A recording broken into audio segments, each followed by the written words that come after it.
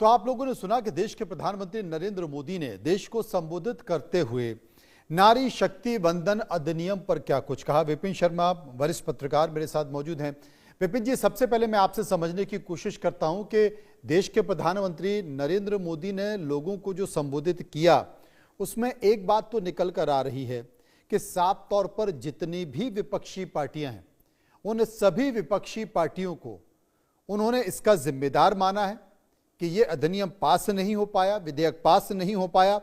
और ये भी उन्होंने कहा है कि भाई मैं माफी मांगता हूं, लेकिन इन्हें इनके पाप की सजा मिलेगी और आधी आबादी यानी कि महिलाएं इन्हें कभी माफ नहीं करेंगी।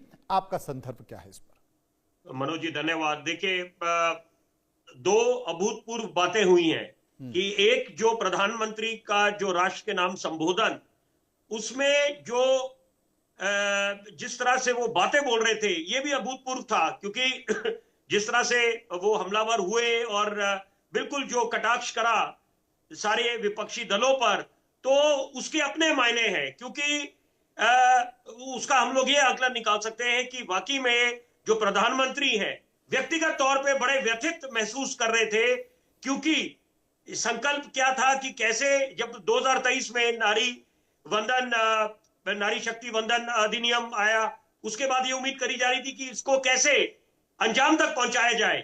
और वही बात है कि उसके बाद प्रधानमंत्री ने, माननीय गृह मंत्री ने आश्वस्त कर दिया था कि अगर किसी तरह की आशंकाएं हैं तो उसको हम लिख के दे देंगे कि 50% सीटों का इजाफा होगा हर एक स्टेट पर, हर एक राज्य में, प्रोपोर्शनेट बेसिस पे, ऑन प्रो राटा बेसिस।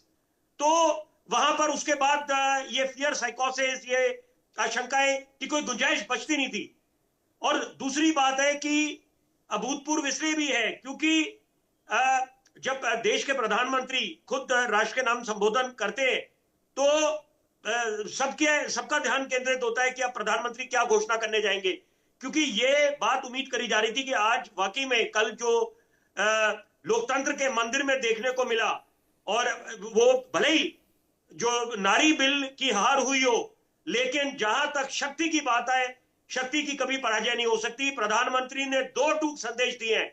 अगर हम आज पूरा निष्कर्ष निकालें कि क्या ये इसका लबोलबाब क्या है कि प्रधानमंत्री क्या बोलना चाहते थे राष्ट्र के नाम संबोधन में, उन्होंने जो साफ संदेश दिया है कि ये अभी शुरुआत है। भले ही कल बिल पास नहीं हुआ क्योंकि उनके पास वो आंकड़ा नहीं था, लेकिन यहां पर उनके हौसले आज भी बिल्कुल बुलंद है और ये रुकने वाले नहीं है। यहां पर क्योंकि महिलाओं को सशक्त करने का जो संकल्प लिया है उसमें वो किसी तरह से पीछे नहीं हटेंगे। रमन